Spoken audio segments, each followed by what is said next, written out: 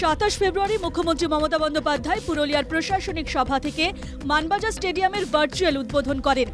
উদ্বোধনের 6 মাসের মধ্যেই ধসে গেল স্টেডিয়ামের নির্মীয়মান ড্রেন। স্বল্প বৃষ্টিতে ড্রেন ধসে পড়ায় কাজের মান নিয়ে প্রশ্ন তুলছেন অনেকে। স্টেডিয়াম তৈরিতেও নিম্নমানের কাজের অভিযোগ স্থানীয়দের।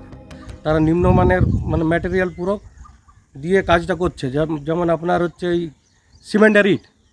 সিমেন্টের ইটটা কী করছে, 5 ইঞ্চি দেওয়াল গেঁথে উপরে 10 ইঞ্চি দেওয়াল দিচ্ছে আর তার উপরে প্লেট চাপিয়ে দিচ্ছে।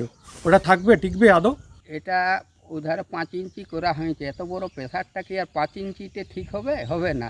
তো আমাদের এখানে বলার লোক নেই, আমরা এরকম সাধারণত গ্রামের লোক বললে তো আমাদের কথা হবে না। সেই রকম নেতা নেতি হলে তাইলে বললে ওগুলা সাহেবের সঙ্গে আলোচনা করলে তাইলে সেই সবে আপনার হতো।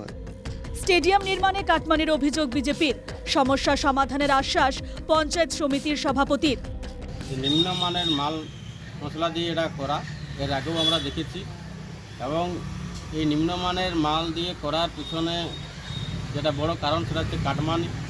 এই কাটমানির সাথে সরকারি কর্মকর্তা থেকে আরম্ভ করে তৃণমূলের নেতা পর্যন্ত সবাই জড়িত আছে।